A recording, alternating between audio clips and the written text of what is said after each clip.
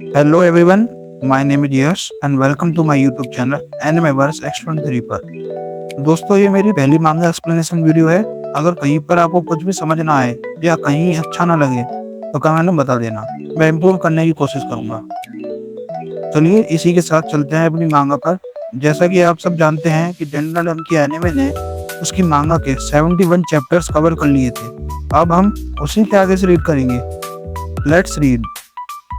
दोस्तों जैसा कि आपने एनिमे के लास्ट एपिसोड में देखा होगा, उस काइजू एलियन से सबने लड़ने के बाद उसे हरा दिया था और जब वो हार गई, जब ओकारो ने उसकी जिप खोली तो उसमें से एक लड़की निकली जिसने ओकारो को सामने देखकर सबसे पहले उसको किस कर लिया और वहीं पर सीजन 2 समाप्त हो गया था।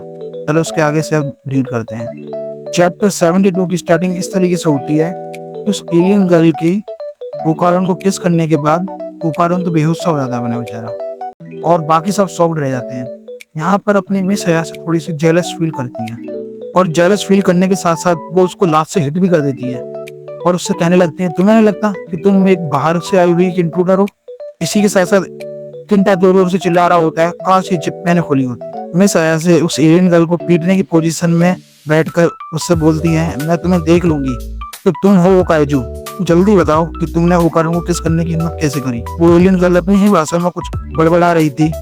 तुम इसको देखकर मिस हया से वो गुस्सा जाती है और वो बोलती है कि तुम ये क्या बोल रही हो, मुझे समझ में नहीं आ रहा। जब भी किंटा बोलता है बिग हया से वो कुछ कहना चाहती है, हम इसको पहले सुन लेते हैं। तो इसी में मोमो ऐसे बोलती है, तुम चुप रहो, तुम बस उसे पसंद करते हो और कुछ नहीं। इसी सब लड़ाई के बीच अपना ओकारो बोलता है, मिस हया से थोड़ा शांत हो जाइए, कम से कम उसकी बात तो सुन लो, वो कहना क्या चाहती है। मुझे नहीं लगता कि वो हमसे और लड़ाई करना चाहती है और वैसे भी हमें उससे मेरी गोल्डन बॉल के बारे में पूछना है। ऐसा हो ही नहीं सकता, मैं इसे बिल्कुल नहीं छोड़ूंगी। मगर क्यों? ओकारो ये सवाल पूछते मिस हया से कि मगर ऐसा इतना कुछ हुआ क्या है जो तुम इसे बिल्कुल नहीं छोड़ोगी। इसका जवाब देते हुए मिस हया से कहती है, क्योंकि इसने तुम्हें किस करा है। ओकारो बोलता है, ये सब बस एक किस के पीछे है। हाँ, एक किस के पीछे, और तुम इतना इसके साथ अच्छा बनने की एक्टिंग क्यों कर रहे हो? तो अपना ओकारो बोलता है कि मैं कोई एक्टिंग नहीं कर रहा, मैं नॉर्मल बिहेव कर रहा हूँ जैसा कि मैं करता हूँ। मिस हया से बोलती है, ऐसा हो ही नहीं सकता, एक लड़की ने तुम्हें किस करा और तुम नॉर्मल हो, कैसे? मगर मैं भी थोड़ा घबरा गया था। ओकारो बोलता है, मैं भी थोड़ा घबरा गया था और वैसे भी वो बहुत सुंदर है। I hate this. हया से बोलती है, आई हेट दिस, मुझे इससे नफरत है, तुम्हें जो करना है करो उसके साथ, मगर इसे बचा कर रखना। इतना कहकर मिस हया से अपने घर में अंदर चली जाती है। इसके बाद किंटा बोलता है, ताकाकुरा, ये लड़ने का वक्त नहीं है, ये पता लगाने का वक्त है कि लड़की से हम कैसे कांटेक्ट कर सकते हैं, मतलब कैसे कम्युनिकेट कर सकते हैं। अगले ही सीन में वो एलियन गर्ल अपने ताकाकुरा की स्कूल यूनिफॉर्म को पकड़कर चल रही होती है। तो ओकारो बोलता है, क्या तुम मेरी यूनिफॉर्म को पकड़ना बंद करोगी? किंटा चिल्ला चिल्ला कर बोलता है कि हम उसे कुछ भी नहीं समझा पा रहे हैं, वो एकदम कंफ्यूज लग रही है। इसी के बीच में पता नहीं अपना जीजी कहाँ से टपक पड़ता है। वो उस एलियन गर्ल के सामने अचानक से आकर चिल्लाने लगता है। तो इसका जवाब देते हुए अपना किंटा एलियन गर्ल के सामने शो ऑफ करके बोलता है, रुक जाओ, तुम उसे डरा रहे हो, मेरा नाम किंटा सकाटा है और सब मुझे इस पृथ्वी पर गेल वैन रेलवेट के नाम से जानते हैं। मैं ही वो आदमी हूँ जिसने उस जिप को खोला था। ओकारो तो पागल है, वो तो बस तुम्हारे सामने आकर खड़ा हो गया था, मैं वो था जिसने तुम्हारी जिप को खोला था। ओकारो तो बस वहां पे खड़ा था। इसी के जवाब देते ओकारो बोलते हैं, एक बार बस ये समझ जाइए कि हम कह क्या रहे हैं, इसके बाद फिर मैं तुम्हारा नाम दबा दूंगा कि तुम ही थे जिसने वो जिप खोली थी। उसके बाद जीजी, ओकारो और केंटा और वो एलियन गर्ल तीनों मिस्टर श्रिम्प के घर की तरफ चल देते हैं। हाँ, ये मिस्टर श्रिम्प वही हैं जो खुद भी एक एलियन है। मिस्टर श्रिम्प के घर पहुंचते ही मिस्टर श्रिम्प उस एलियन गर्ल को देख के बोलते हैं कि मैंने आज से पहले तुम जैसी एलियन कभी नहीं देखी। तो जीजी बोलता है, सच में? मगर मिस्टर मेंटिस, आप और ये एलियन गर्ल एक जैसी लगते हैं। तो मिस्टर मेंटिस बोलते हैं, मैं इसके जरा सा भी बिल्कुल इसके जैसा नहीं लगता। किंटा पूछता है ओकारो से, ये आदमी कौन है, क्या ये कोई भविष्य बताने वाला है? तो ओकारो बोलता है, हम इन्हें मिस्टर मेंटिस श्रिम्प बोलते हैं, ये एक एलियन है। क्या एलियन? मैंने आज से पहले कभी एलियन नहीं देखे, ये तो बिल्कुल एक मिडिल एज मैन की तरह दिख रहे हैं। तो मिस्टर श्रिम्प बोलते हैं, क्यों नहीं हम एक ट्रांसलेटर की मदद लेते हैं? ओकारो बोलता है, क्या इससे कुछ मदद मिलेगी? ये गैजेट मुझे जब मिला था, जब मैं इस धरती पर पहली बार आया था। वो उस गैजेट को उस एलियन गर्ल को पहना देते हैं जो कि चश्मे और मूंछ के रूप में था, जिसे देखकर जीजी की तुरंत हंसी छूट जाती है और वो मिस्टर श्रिम्प से पूछता है, क्या तुम श्योर हो कि ये सच में कुछ काम करेगा?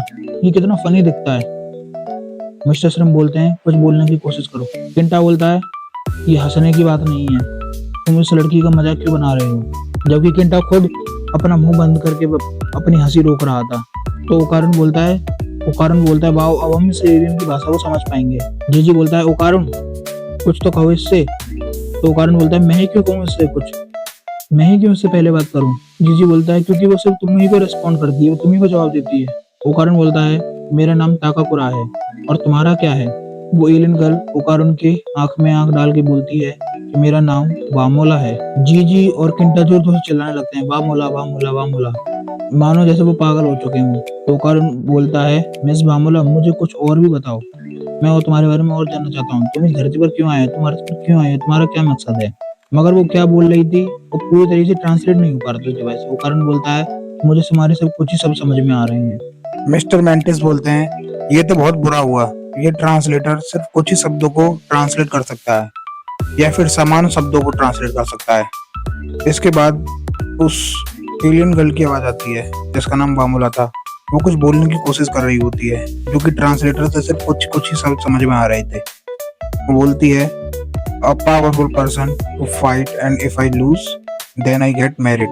मतलब साफ है कि वो ये कहना चाह रही थी कि मैं एक ताकतवर आदमी से लड़ना चाहती हूँ, अगर मैं उससे हार जाऊंगी तो मैं उससे शादी कर लूंगी। तो ओकारुन बोलता है, तुम और मैं, हम शादी करेंगे?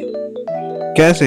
ये सुन के किंटा को बहुत जोर का झटका लगता है। वो बोलता है, मेरा क्या होगा, मैं ही था जो पायलट कर रहा था और मैंने ही तुम्हें हराया है और मैं ही सबसे ज्यादा ताकतवर हूँ। तो ओकारुन बोलता है, ये सही कह रहा है, यही उस स्पेसशिप को उड़ा रहा था और इसी ने तुम्हें हराया है। मैं तो बहुत वीक हूँ। उस एलियन गर्ल के शॉकिंग फेस को देखकर जीजी बोलता है, मुझे लगता है इसे सब कुछ समझ में आ गया है। तो केंटा बोलता है, चलो इसे कम से कम सब कुछ समझ में तो आया कि मैंने ही इसे हराया है। जीजी बोलता है, तुम ओकारुन के बारे में क्या बात कर रही थी कि उसने तुम्हें हराया है और तुम इससे शादी करोगी? ओकारुन बोलता है, जीजी तुम चीजों को और उलझा रहे हो। ओकारुन बोलता है, मगर हमें कम से कम इसके आने का ऑब्जेक्टिव तो समझ में आया कि ये धरती पर क्यों आई है। अब मैं मिस अयासे की मिसअंडरस्टैंडिंग्स को दूर कर सकता हूँ। केंटा बोलता है, okay baby, all that confusion was my fault. ये सब बस मेरी वजह से हुआ था। अब समय आ गया है कि इन सब चीजों को खत्म करा जाए। सब कुछ मेरे पे छोड़ दो वामोला। पता नहीं अचानक से उस एलियन गर्ल वामोला को क्या होता है, वो कारण को कस के गले लगा लेती है। इसी के साथ अपने जीजी और किंटा का पागलपने का डांस शुरू हो जाता है। ये बहुत फनी था गाइस। यहाँ पे जीजी फालतू में डांस करने लग जाता है और ओकारुन अपनी जान छुड़ाने के लिए मिस्टर श्रिम्प से बोलते हैं कि कोई होम ट्रांसलेटर नहीं है क्या आपके पास? मिस्टर श्रिम्प बोलते हैं, नहीं मेरे पास और कुछ नहीं है, एक यही था और मुझे ऐसा लगता है मुझे इसमें बदलाव करने पड़ेंगे और फिर मैं ये तुम्हें वापस दे दूंगा। ओकारुन बोलते हैं, रुको, वापस? कब वापस दोगे? अगली बार कैसे? मुझे अभी कुछ करके दो। इसी के अगले सीन में हमें वो 3 एलियन वापस दिखाई देते हैं जो सीजन 1 की स्टार्टिंग में आए थे, जिन्होंने मिस अयासे को किडनैप कर लिया था। वो उसी बिल्डिंग में दोबारा से दिखाई देते हैं।